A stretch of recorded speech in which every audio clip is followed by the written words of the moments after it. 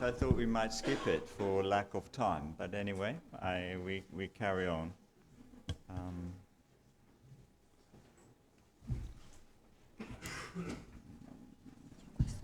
Yeah, okay, that's good. So just a very brief introduction to the topic then. I think we've all gone through it quite a few times already in the course of today and even tomorrow. But just to say a few words then about determinants of vaccination program effectiveness and why it's important that we need to do field studies.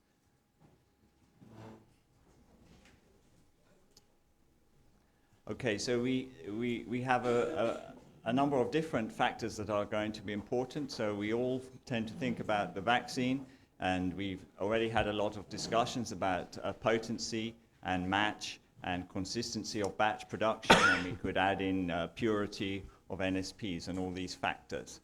But we also have to remember that we have the vaccination program, so we have the selection of the target species, the ages of the animals at which they're going to be vaccinated, the vaccination interval, and the vaccination coverage and the cold chain, and all these things are also very important in the outcome. And then the third thing we have to remember, which we also mustn't forget, is that intrinsically it's more difficult to predict in some situations than in others, because you have a variable challenge which will be influenced by the livestock density and contacts and the number of moves and so forth. And finally, and not least, you have whether you leave the whole job up to the vaccines or whether you're able to do some other measures which will also influence the weight of challenge. So if you have movement controls, if you have biosecurity, maybe if you have a stamping out policy. So the whole point is that it's a big mistake to only focus on the vaccine in all these discussions, and that's of course why you need to have field studies. And an extra level of complexity that you could mention is the problem that foot and mouth disease is a cyclical or episodic disease, so it doesn't happen all the time, it goes in waves, so everything may look absolutely fine and you think your vaccination is perfect, but then suddenly something comes along and it transpires that it is not. So basically, very briefly, some of the options that we have for field studies of vaccine efficacy and effectiveness are serosurveys to monitor population immunity, which are the structural protein serology tests, and the NSP tests that we can use for undisclosed infection. Then we have the next two are more often overlooked, but are in fact incredibly important, which is actual passive surveillance of clinical outcomes, and then outbreak investigations. And finally, we have something that, as Nick Lyons has said, is hardly ever done for foot and mouth disease, but is actually not so complicated and is extremely useful, which is prospective studies. So when we talk about monitoring population immunity, that's often what most people think about in terms of field studies for foot and mouth disease vaccination. And indeed, it is a very useful approach, and indeed one of the only approaches you can do if you are vaccinating prophylactically and infection is not actually present. If you want to find out whether you've done a good job, you can't look at the impact on infection if it's not there.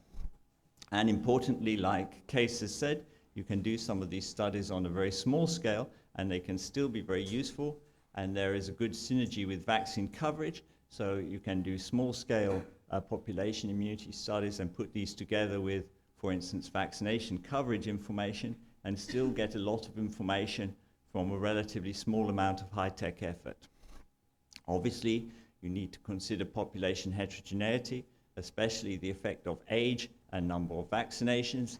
You have to think about when you're going to do the studies in relation to whether you want to measure peak immunity or minimum immunity. And there is a small question that we spent a lot of time discussing this morning about what level of protection is adequate. But I think you should not be put off from doing these studies by some of those difficulties. So then another possibility is clinical surveillance and outbreak investigation, which is perhaps something that Nick Lyons has been championing, and I think we have one of his papers here on the right. So this is the matter of investigating outbreaks where protection from vaccination would have been expected, and two approaches that you can think about is what incidence would you expect to have in vaccinated animals? And if you know something about your vaccine, if you know something about the potency and match, you should have certain expectations about how well it will work in the field. And indeed, if you do these sort of studies, you can collect more baseline information to help you inform these decisions in the future. And then the other more rigorous approach is to actually try to divide your animals into vaccinated and unvaccinated and see how much of a difference you actually get.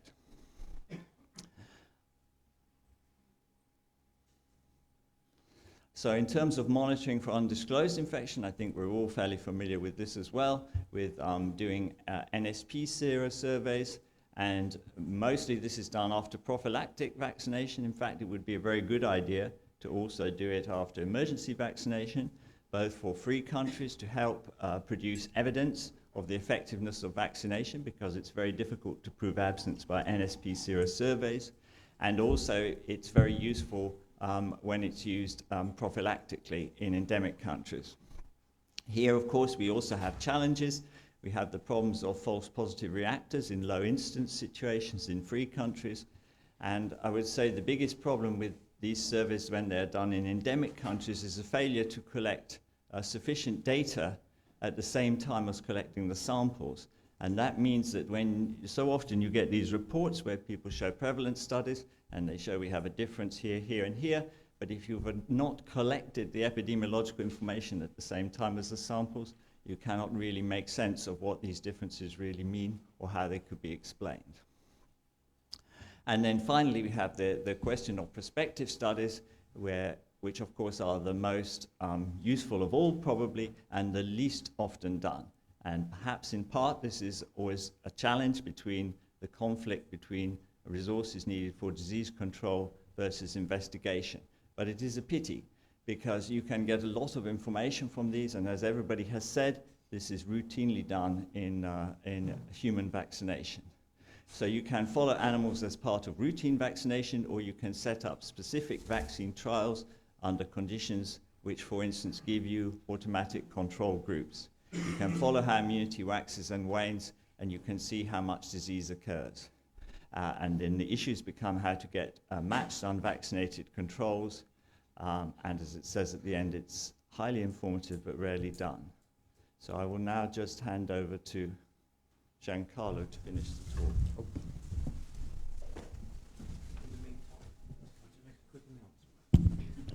Hi, if there are any members of the EuFMD taxonomy working group here, we're having a meeting in the next door room right now, please. And people will know who they are. Thanks.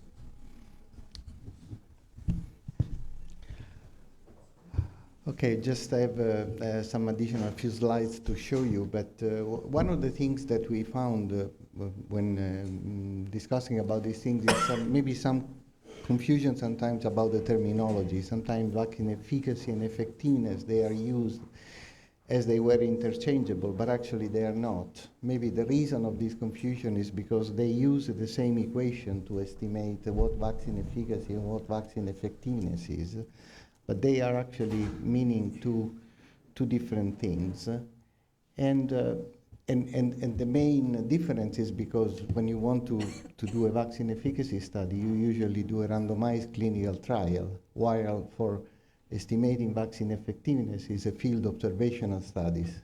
It means what changes, what makes the real difference is the challenge, because in the randomized clinical trial, you are exposing the vaccinated and unvaccinated animals intentionally to the virus. But at the field level, you have to find the conditions in which animals are equally supposed to be exposed to the virus. So you measure the efficacy of the vaccine under field conditions, assuming that they have the same level of exposure. And this is the most difficult challenge to be able to find at the field level.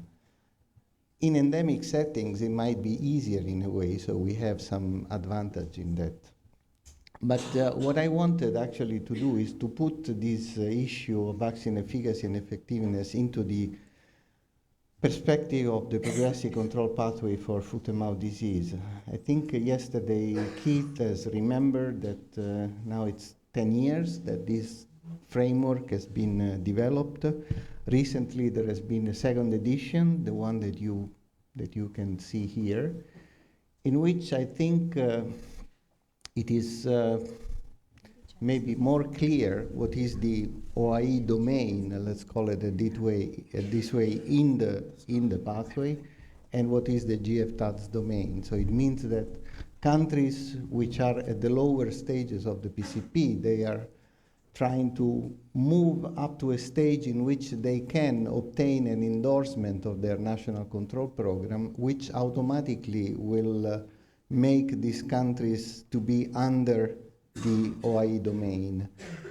I think this in a way was an important step, because before it was a bit blurry where was what was determining the fact that the country was moving from stage 3 to stage 4.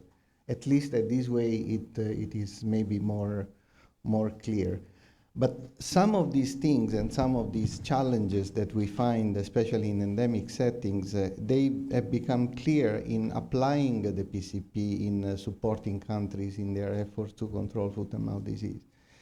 Because at the end, the application of the PCP framework is all about monitoring and evaluating what you're doing. When we started, 10 years ago, we realized that there were many countries, for example, which were already applying vaccination, in some cases even very extensively. But there was no system in place to evaluate whether this vaccine was doing what it's supposed to do, at least to protect from clinical disease.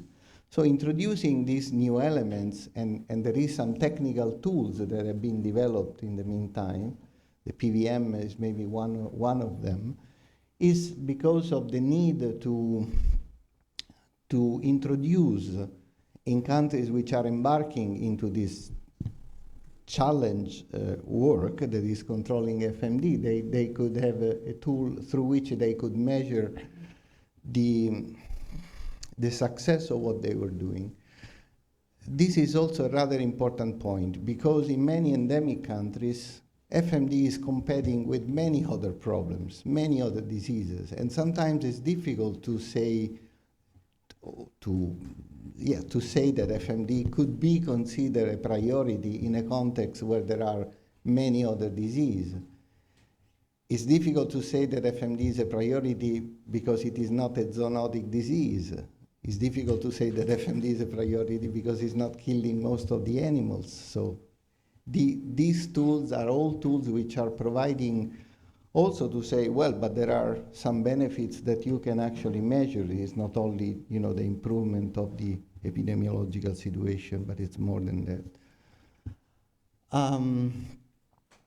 There is one issue which also has been raised during these days, is access to good quality vaccines. This is also another important point that I would like to mention, because it's not only what has been found in applying the PCP was that in many countries there was experience of vaccine being used, but the real efficacy of this vaccine has never been proved. And when it was proved that they were not efficacious at all, that was a challenge which came. The first is to say, well, we should, as much as possible, and this comes to the statement made by my CBO yesterday about solidarity. We should ensure as much as possible that even in endemic settings, even in developing countries, they might be able to have access to good quality vaccines and medicine. But that's only the first step of the whole process, because you have to make sure that the efficacy of that vaccine that you have been able to bring into that country is maintained throughout the delivery process. So the implementation of a vaccination program at the end is the capacity of the country to maintain the efficacy of that vaccine until when it is injected into the animals.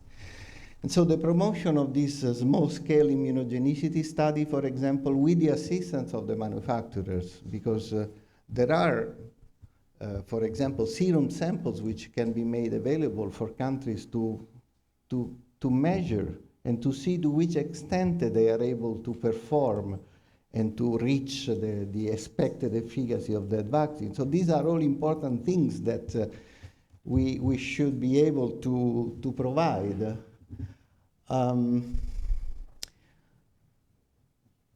Otherwise, I realize that sometimes we are very demanding with countries. Yeah, you have to do this, you have to do that. Oh, if you don't do this that way, that will never work. But at the same time, I would expect, and this is from the perspective of solidarity that my CVO was mentioning yesterday, we have to, at the same time, provide with the tools to make possible to actually evaluate in a scientific way, let's say, what they're doing. So, to conclude, also here, there has been sometimes maybe some misunderstanding in relation to the PCP, that the whole purpose is, countries can decide to remain in stage 2 because that's a good balance between the investment made in controlling the disease and the benefit that they can have. But certainly, if a country wants to move further, they obviously will be in the conditions to prove to the decision makers, to the authorities, that what they are doing is going in the right direction.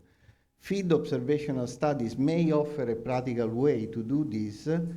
In endemic setting, maybe there is a unique opportunity in which this confounding factor that is one of the most important one in field observational study when you're trying to measure vaccine effectiveness of the same level of exposure between vaccinated and unvaccinated. Maybe in endemic setting there is a unique opportunity in which at least for this factor might be, let's say, relatively easier, but nothing is easy in this world, but at least there is this possibility.